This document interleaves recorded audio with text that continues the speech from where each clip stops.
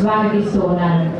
మరి మొట్టమొదటిగా ఇది జాతీయ ఓటర్ల దినం. కదలాలి క్షణం, ఓటు హక్కు మన జన్మ హక్కని, నోటికెప్పుడు అమ్ముడోనని మనకు మనం భాష చేసుకుందాం. మందరి చప్పట్ల మధ్య గౌరవ జిల్లా కలెక్టర్ గారి చేతుల మీదుగా వెలుగుతున్నటువంటి జ్యోతి మనందరి జీవితాల్లో వెలుగులు నింపాలని అభిలషిస్తూ ఆకాంక్షిస్తూ ఉన్నాం. గురించి ఇంట్రొడక్షన్ ఇవ్వాల్సిందిగా నేను ఇన్వైట్ చేస్తున్నాను. జాతీయ ఓటర్ల దినోత్సవం కార్యక్రమానికి ముఖ్య అతిథిగా వచ్చినటువంటి ఐటీఓసీ స్టాఫ్కి, ఇక్కడికి వచ్చిన స్టూడెంట్కి ప్రతి సంవత్సరము 25 జనవరి సెలబ్రేట్ చేసుకుంటున్నాము. నేషనల్ ఓటర్లందరూ పోలింగ్లో పాల్గొనేలా చేయడమే ఈ ఓటర్ల ప్రజాస్వామ్య దేశం మన భారతదేశం. ఇలాంటి దేశాల్లో ఓట్లు వేయడానికి ఆసక్తి చూపడం లేదు. ప్రజలందరూ తమ ఓటు హక్కుని వినియోగించుకునేలా దినోత్సవం జరుపుకుంటున్నారు. 2011 నుండి జాతీయ ఓటర్ల దినోత్సవాన్ని పార్టీలు జరుపుకుంటున్నారు. జాతీయ ఓటర్ల దినోత్సవం అనే భావన 2011లో తెరపైకి వచ్చింది. ఎక్కువ మంది యువతని ఎలక్షన్ పోలింగ్లో పాల్గొనే విధంగా ప్రోత్సహించడమే ఉద్దేశంతో ఆవిర్భవించింది. జిల్లా ఎన్నికల అధికారి గారు మరియు జిల్లా కలెక్టర్ ఆధ్వర్యంలో ఈ కార్యక్రమానికి హాజరైన అందరికీ నా ధన్యవాదాలు వినియోగించుకుంటూ మరి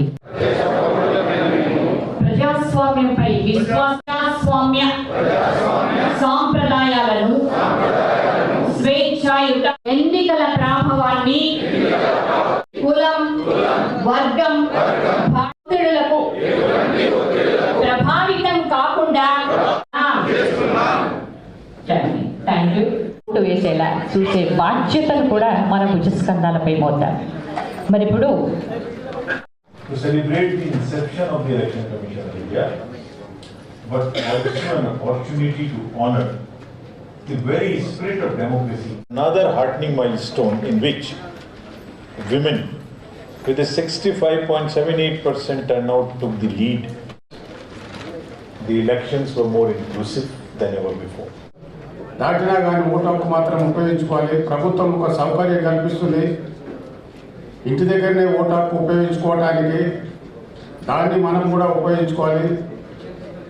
నేను ప్రత్యేకంగా కలెక్టర్ గారిని కోరేది ఏంటంటే, మా సీనియర్ సిటిజన్స్కు పోలింగ్ బూత్లో ఒక ప్రత్యేకమైన ఉపయోగించుకునే ఏర్పాటు కల్పించాలి. లాస్ట్ ఇయర్ నేను నా ఓటు హక్కు ఉపయోగించుకోవడానికి నేను 45 మినిట్స్ లైన్లో నిలబడాల్సిన అవసరం పడ్డది. కానీ అందరూ కూడా సీనియర్ సిటిజన్స్ లైన్లో నిలబడే పరిస్థితి కలగకుండా వాళ్ళ సీనియర్ సిటిజన్కి ఒక సెపరేట్ క్యూ అయినా ఏర్పాటు చేయండి. ఎందుకంటే వచ్చినటువంటి ఓటు హక్కును అందరూ కూడా రిజిస్టర్ చేసుకుని సద్వినియోగపరుచుకునే దిశగా ఎలక్షన్ కమిషన్ తీసుకున్నటువంటి ఇలాంటి ఆలోచనమైన నిర్ణయాన్ని మనం కూడా అందరూ ప్రతి ఒక్కరిని ఎడ్యుకేట్ చేస్తూ బాధ్యతగా మనం కూడా అందరినీ ఎడ్యుకేట్ చేయాల్సిన బాధ్యత మన అందరి మీద ఉందని చెప్పేసి మీ అందరికి తెలియజేస్తూ జాతీయ ఓటర్ దినోత్సవం డెమోక్రసీ ప్రజా స్వామ్యంలో ప్రజా స్వామిత్వం ఉంటుంది. మన కాన్స్టిట్యూషన్ ప్రియాంబుల్ చూస్తే ఇది our country is a socialist, sovereign, secular and democratic republic. కాబట్టి డెమోక్రసీలో sovereignty lies with the citizens. So ఇది డెమోక్రసీ కాపాడడం కోసం, ప్రిజర్వ్ చేయడం కోసం ఒక ఇంపార్టెంట్ యాక్టివిటీ ఎలక్షన్. ఒక సక్సెస్ఫుల్ స్టేట్ చూస్తే వైబ్రెంట్ స్టేట్, కంట్రీ, రాష్ట్రం, ఇక్కడ రెగ్యులర్ ప్రక్రియ అవుతుంది ఎలక్షన్. కొన్ని దేశంలో ఇప్పుడు సబ్ కాంటినెంట్ అప్పుడు ఎలక్షన్ డిఫరెంట్ రీజన్స్ వలన హెల్డప్ అవుతాయి.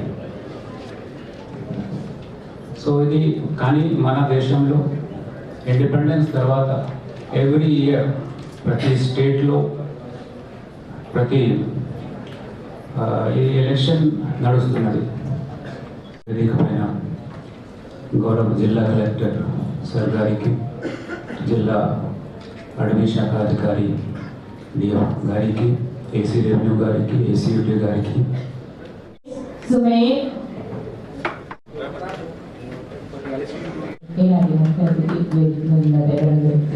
భవన్ కుమార్, రాచర్ల భవన్, అబ్దుల్ ఇర్ఫాన్.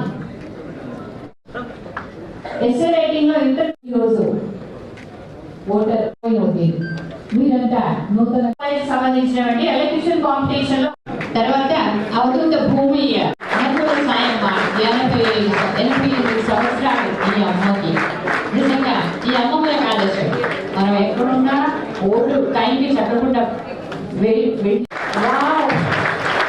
నిజంగా వీళ్ళకి దేశం మీద ఉన్నటువంటి అభిమానం బాధ్యతను తమ ఓటు పోల్చిన తప్పకుండా ఎవరు కూడా ఓటు వేయకుండా పిక్నిక్ లో లేకపోతే టూర్లకు వెళ్ళకుండా ఓట్లకు తప్పకుండా వినియోగించుకోవాలన్న ఆలోచన వస్తుంది.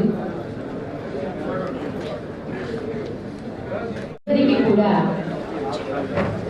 ఓటు హక్కు కుల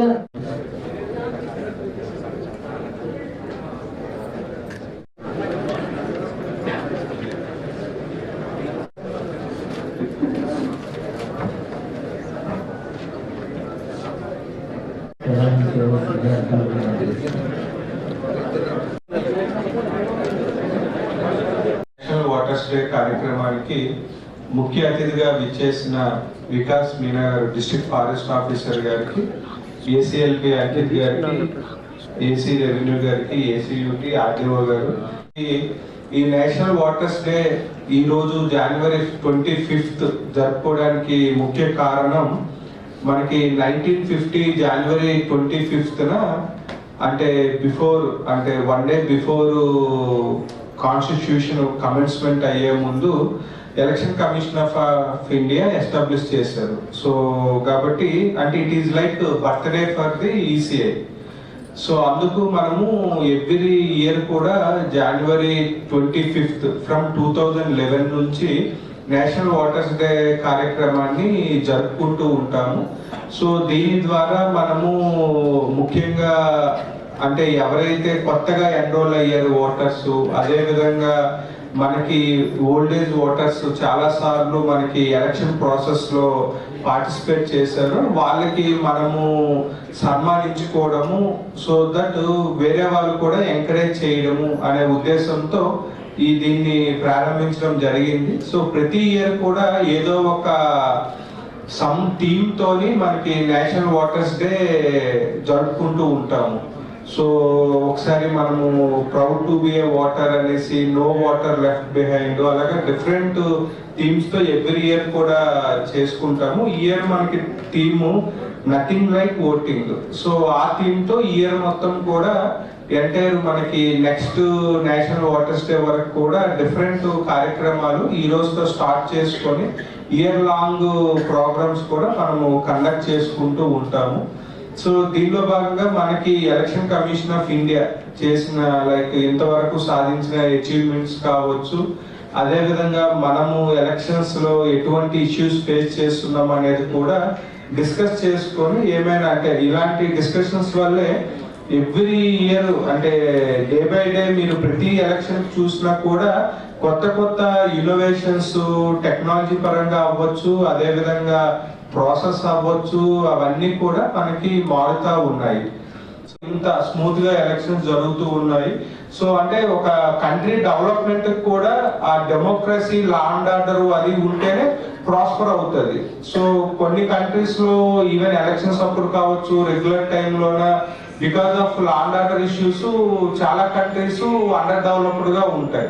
బట్ మన ఈవెన్ కంట్రీలో ఇంత డెవలప్మెంట్ జరుగుతుంది అంటే అది directly or indirectly ECI role కూడా మనము ఉన్నట్లుగా గుర్తించాలి. సో ఈ విధంగా ఇప్పుడు ఎలక్షన్స్ లో మెయిన్ అంటే యూత్ అవ్వచ్చు, అదేవిధంగా ఈ మనకి ఎన్సీసీ క్యాడెట్స్ అవ్వచ్చు, ఈవెన్ ఎన్ఎస్ఎస్ వాళ్ళు కూడా మనకి ఎలక్షన్ ప్రాసెస్ లోన ఈవెన్ ఆ ఎలక్షన్ డే డైరెక్ట్ గా వాళ్ళ హెల్ప్ కూడా తీసుకుంటూ ఉంటున్నాము. అంటే నాట్ ఓన్లీ అఫీషియల్స్, చాలా ఎన్జిఓస్ హెల్ప్ తో కూడా మనము సక్సెస్ఫుల్ గా కండక్ట్ చేస్తున్నాం. అంటే మీరు రీసెంట్ గా చూడొచ్చు, అంటే కొన్ని డెవలప్డ్ కంట్రీస్ కూడా వాళ్ళ కౌంటింగ్ చూసుకుంటే డేస్ పడుతుంది. బట్ మన కంట్రీలో ఎనీ అసెంబ్లీ పార్లమెంట్ చూసుకుంటే మార్నింగ్ 8 o'clock కి కౌంటింగ్ స్టార్ట్ అయితే బై 4-5 కి రిజల్ట్స్ కంప్లీటెడ్ గా వచ్చేస్తాయి. సో అంటే మన ఎఫిషియన్సీ అవ్వచ్చు, ఈసీఐ ఇన్స్ట్రక్షన్స్ సో అలా ఉంటాయి. సో మనకి అంటే ఈ రోజు అనేది మన ఎంటైర్ డెమోక్రసీలో ఈసీఐ ఎలక్షన్ ప్రాసెస్ లో ఎవరైతే స్టేక్ హోల్డర్స్ ఉన్నారో, ఓటర్స్ అవ్వచ్చు, ఆఫీసర్స్ అవ్వచ్చు, పొలిటికల్ పార్టీస్ అవ్వచ్చు, వాళ్ళ రోల్ ని మనము గుర్తించుకోవడము, అదే విధంగా వాళ్ళని అప్రిషియేట్ చేయడానికి కూడా ఈ రోజు కూడా చాలా మంది అంటే కొత్తగా ఎన్రోల్ అయిన ఓటర్స్, సో యూత్ కూడా విజ్ఞప్తి ఏమంటే ఆ 18 years ఎప్పుడు క్రాస్ అయితే అప్లై చేసుకోవచ్చు. సో ఈవెన్ మనకి ఇప్పుడు కొత్తగా వచ్చిన లాస్ట్ 2 years లో ఇంట్రడ్యూస్ చేసింది ఏమంటే మీరు 17 years దాటితే అప్లై చేసుకోవచ్చు. బట్ 18 years ఎప్పుడు క్రాస్ అవుతుందో అప్పుడు ఓటర్ అంటే మనము మీకు ఓటర్ ఎస్ఎస్ఆర్ జరిగేది. సో ఇప్పుడు ఎలా ఉందంటే క్వార్టర్లీ, అంటే ఎవ్రీ 3 months కూడా పెండింగ్ అప్లికేషన్స్ ని డిస్పోజ్ చేసి వాళ్ళకి ఓటర్ ఐడి కార్డ్స్ అనేది కూడా ఇవ్వడం జరుగుతూ ఉంది. సో కాబట్టి అంటే మనకి youth 18-19 first time enrolled voters అనేది కూడా ఎక్కువగా ఎన్రోల్ చేసుకోవాలి.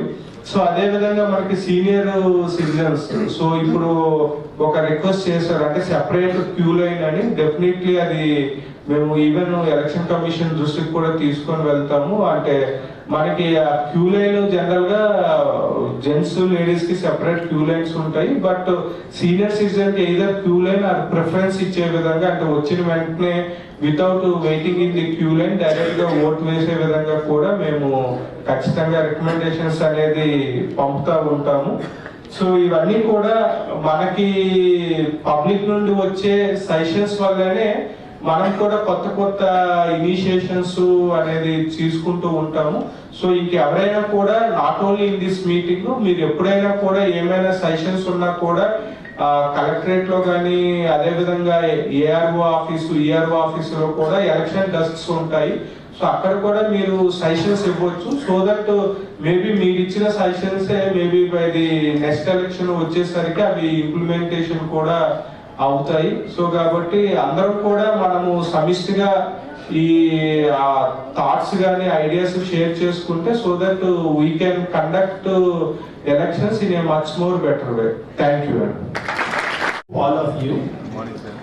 Today we are celebrating 15th National Voters Day, and it is a very proud moment for us because last year, if you see in 2024, the largest exercise of democracy took place in free and fair manner. And India being the largest democracy, as our Chief Election Commissioner was also mentioning, and we are almost touching, we are almost touching 100 crore electorate mark. But one thing we should realize is that the percentage voting which is happening is lower than what the electorate is. So what